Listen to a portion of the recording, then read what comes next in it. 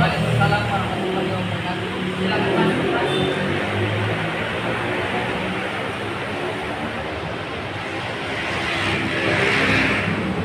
Ya, perkenalkan diri dulu. Ini dengan Mas siapa dan asalnya dari mana? Perkenalkan, nama saya Opa, biasa dipanggil Mas Opa. Asal saya dari Banyuwangi. Perkenalkan dulu dari saya dulu. Perkenalkan, nama saya Lautina Maulana Mahmud, biasa dipanggil dengan Gilang. Nah, jadi saya di sini ialah konselor dalam hukum keluarga.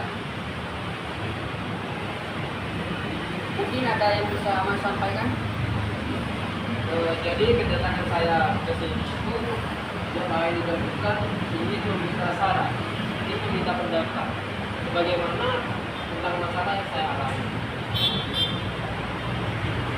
Terima kasih.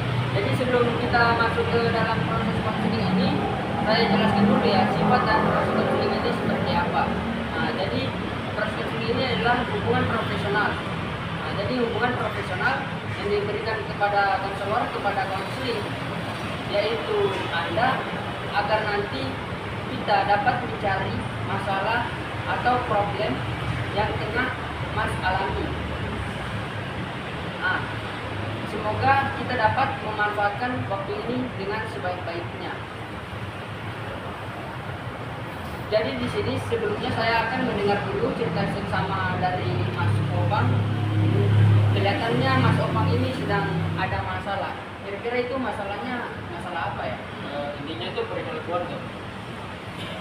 Boleh diceritakan? Yaitu dalam keluarga saya itu ada salah satu keluarga yaitu pemimpin keluarga. Ayah saya itu mengalami perselingkuhan. Yang dimana ayah saya ini selain melakukan perselingkuhan itu juga nikah juga sama ibunya. Dan awalnya tidak diketahui oleh keluarga sampai akhirnya ketahuan. Nah, ibu saya yang tahu itu akhirnya manggil karena itu ayah saya untuk meminta bagaimana untuk depannya itu apakah masih lanjut hubungan ini karena menimbang orang tua saya ibu saya ini kan menimbang karena ada anak gitu kan gimana gitu di perjalanan ketemu dewasa anak ini saya itu ibu saya akhirnya si ayahnya saya ini nggak bisa apa ya bisa ketolong lagi lah gitu jadi ibu saya memakai beliau lah dan dia pakai menurutnya sampai jadilah KDRT. Nah dari kejadian itu yang mengganggu dari fisik saya, kejiwaan saya gitu. Dan sampai akhirnya dari saya anak rantauan sendiri untuk mengajar kuliah itu pikiran terus dan sampai akhirnya yang terganggu dan fokus sama mata kuliah yang ada gitu. Itu bagaimana? Jadi setelah saya memahami kasus dari persoalan Mas ini ialah kasus perselingkuhan yang dilakukan kepada ayah Mas. Terus di sisi lain juga si ayah ini melakukan kekerasan terhadap ibunya sehingga menyebabkan gangguan mental ataupun psikis terhadap Mas sehingga itu berdampak dalam proses belajar Mas di dalam kuliahnya Mas. Ya seperti itu Mas. Dan mungkin kalau saya udah dalam keadaan gila ya, mungkin seorang ayah sendiri bisa saya bunuh karena ya gimana ya dia udah membuka orang tua saya ibu saya gitu kan yang dimana ibu ini kan bagian kita saya sebagai laki-laki yang sayang sama orang ibu itu itu mantul gitu dia laki-laki brengsek seperti itu itu saya beri kalau bisa tidak ada Semoga itu tidak terjadi dengan jadi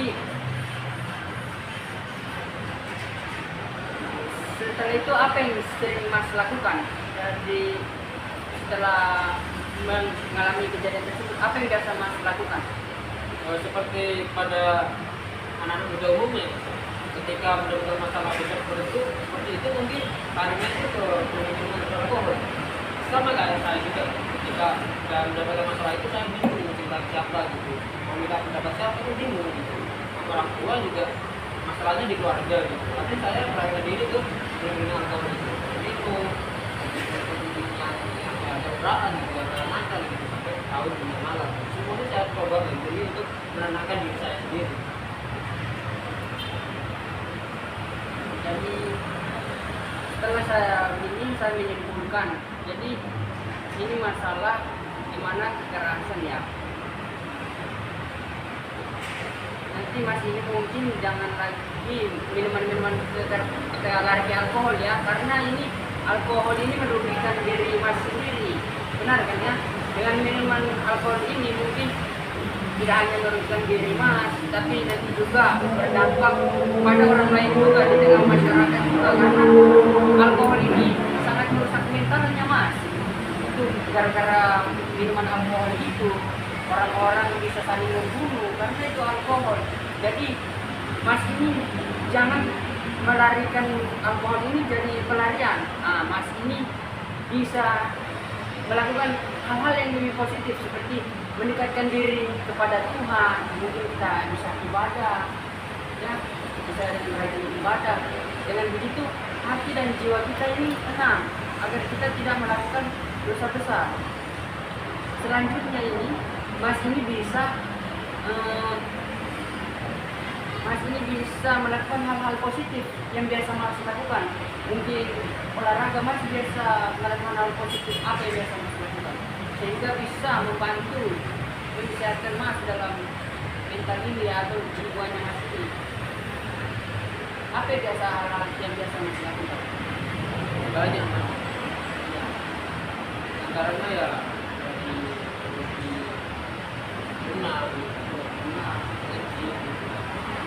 mungkin itu juga bisa hal-hal positif itu yang biasa menjadikan kita semangat.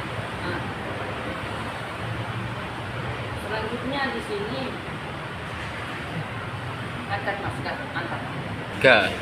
Baik Mas Opang, setelah saya pahami ini memang bukan masalah yang mudah kita jalani.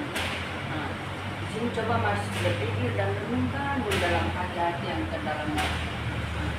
Di sini Mas Opang ini masih bersyukur, masih diberikan kedua orang tua yang lengkap. Mas, meskipun ini diambang perceraian, coba Mas renungkan lagi, banyak orang-orang yang di luar sana yang tidak mempunyai kedua orang tua karena orang tuanya sudah meninggal dari mulai kecil.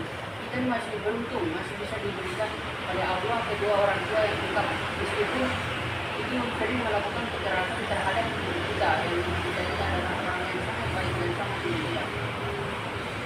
Coba lah Mas itu bisa merenungkan baik-baik. Jadi gini Mas, dari hal perenungan itu pasti saya sudah merenungkan beberapa kali. Saya menggunakan alkohol itu. Tapi itu kan kalau kita menarik dari kata jenengan, kan bahwasanya anak-anak yang tidak memiliki kasih sayang orang tua gitu dan itu kan merasa kecil aja. Ketika mereka besar mungkin bisa beda aja karena kan udah karena sudah terbiasa dengan kondisi seperti itu. Dengan saya yang udah belajar dewasa seperti ini, mendengar kabar buruk seperti itu bagaimana? Dengan saya itu yang gimana notabene sangat baik banget sama orang tua.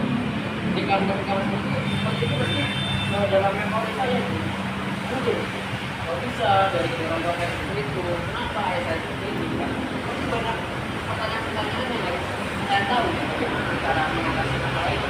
Saya sangat memahami masalahnya. Sini mungkin Mas Opang ini bisa jadi penengah di antara mereka berdua. Mas ini bisa jadi penengah. Mungkin dengan begitu hati ayah Mas ini jadi luluh sehingga bisa lebih menyayangi ibu Mas yang jadi penengah. Mungkin curhat hebat apa yang dirasakan Mas ini kepada ayahnya, sehingga Mas ini bisa merubah sifat ayahnya menjadi yang lebih baik. Mungkin Mas ini bisa melobi ayahnya agar tidak lagi melakukan kekerasan terhadap ibunya Mas di rumah. Nah itu mungkin masih bisa ya. Tapi kan ini saya tadi kan cerita bahwasannya ayah saya ini melakukan perselingkuhan sampai menikah. Kalau saya mengambil jalan tengah, otomatis kan ayah saya ini harus memilih antara si wanita sejalan itu atau ikut saya. Itu bagaimana? Apakah saya harus berikan diri kepada ibu juga untuk supaya mengikhlaskan ketika ayah saya sudah menikah? Jadi Mas ini bisa ngobrol ke ayahnya, bilang apa yang menyebabkan dia bisa tega melakukan perselingkuhan terhadap ibunya padahal ibunya sudah sangat. Kedua, Mas ini bisa mendatangi sang pelakor ini. Cobalah Mas mencoba memposisikan sang pelakor ini terhadap ibunya Mas. Pasti sang pelakor ini sangat sakit hati telah diselingkuhi. Cobalah mereka Mas ini ceramah ke dia, mencoba untuk ceramahi dia. Kan mereka berdua ini sesama wanita, jadi pasti mereka ini bisa saling memahami karena mereka itu adalah wanita. Cobalah Mas menasihati mereka karena perselingkuhan ini adalah jalan yang salah, jalan yang Allah benci. Iya, mungkin dari pernyataan tudingan bisa saya tangkap ya. Ya mungkin nanti ketika saya pulang dari sini, mungkin saya akan melaksanakan apa yang saya katakan sebagai manusia untuk mempertahankan keluarga kecil saya.